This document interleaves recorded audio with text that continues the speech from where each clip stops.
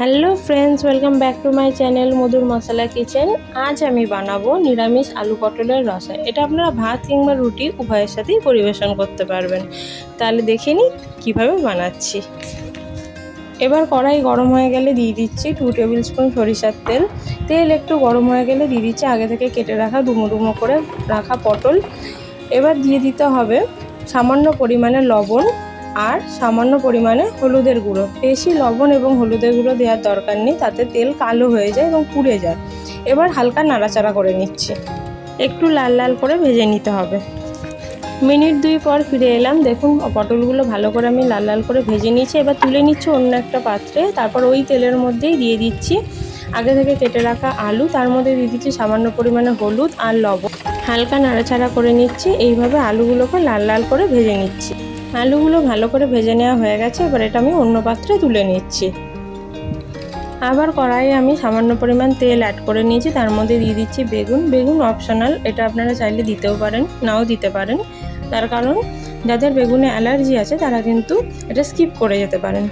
তারপর আবার কড়াইয়ের মধ্যে তেল ভালো করে গরম হয়ে গেলে দিয়ে দিচ্ছি একটা তেজপাতা, গোটা গরম মশলা, হাফ টেবিল স্পুন জিরে, শুকনো মরিচ আর সামান্য পরিমাণে হিং, একটা বড় টমেটো পেস্ট করে রেখেছিলাম সেটা দিয়ে দিচ্ছি, আদা বাটা, সামান্য পরিমাণে হলুদের গুঁড়ো আর দিয়ে দিচ্ছি কাশ্মীরি লঙ্কার গুঁড়ো। তারপর দিচ্ছি জিরে গুঁড়ো হাফ টেবিল স্পুন আর হাফ টেবিল স্পুন ধনে গুঁড়ো।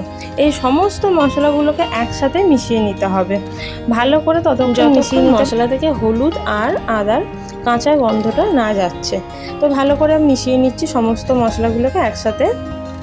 এবার দিয়ে দিচ্ছি 2 কাঁচা লঙ্কা, আপনারা আপনাদের স্বাদ মতো দিতে পারেন, আর সামান্য লবণ। ভালো করে মিশিয়ে নিচ্ছি। এবার মশলার মধ্যে অ্যাড করে দিচ্ছি সামান্য পরিমাণে জল অল্প দিয়ে মশলাটাকে কষিয়ে নিতে হবে। এতে মশলার রং সুন্দর আসে, মশলার টেক্সচার সুন্দর হয়। বেশি জল দিলে হবে না। এরপর এর মধ্যে দিয়ে দিতে হবে আগে থেকে ভেজে রাখা পটল আর আলুগুলো। এখন বেগুন দেওয়া যাবে না, বেগুন লাস্টে আমরা দেবো, নাহলে বেশি গলে যেতে পারে। এবার ভালো করে মশলার সাথে মিশিয়ে নিচ্ছি আলু পটলগুলোকে। ভালো করে মিশিয়ে নেওয়ার পর উষ্ণ গরম জল যতটুকু পরিমাণ দরকার আমি দিয়ে দিচ্ছি। মিনিট 2 পর এবার দিয়ে দিচ্ছি আগে থেকে ভেজে রাখা বেগুনগুলোকে। 5 থেকে 7 মিনিট পর ঢাকনা খুলে আমি দেখে নিচ্ছি আলু পটল ভালো সেদ্ধ হয়েছে কিনা। সেদ্ধ হয়ে গেছে। এই সময় দিয়ে দিচ্ছি গরম মশলা গুঁড়ো। এবার অ্যাড করছি 1 টেবিল স্পুন ঘি দিলে যে কোনো রান্নার স্বাদ সুন্দর আসে। এই রকম টেক্সচার অর্থাৎ জল বেশি থাকলে এই রেসিপি ভালো লাগে না খেতে। এরকম মাখা মাখা অবস্থায় নামিয়ে নিতে হবে। ভাত, রুটি কিংবা পরোটা সবের সাথেই পরিবেশন করতে পারবেন এই অসাধারণ রেসিপি। তো তৈরি হয়ে গেল আমাদের নিরামিষ আলু পটলের রসা। তো কেমন লাগলো জানাবেন এই রেসিপিটি কমেন্ট বক্সে। আর ভালো লাগলে লাইক, কমেন্ট এবং শেয়ার করবেন। বন্ধুদের সাথেও শেয়ার করতে পারেন। সবাই ভালো থাকবেন, সুস্থ থাকবেন। টাটা।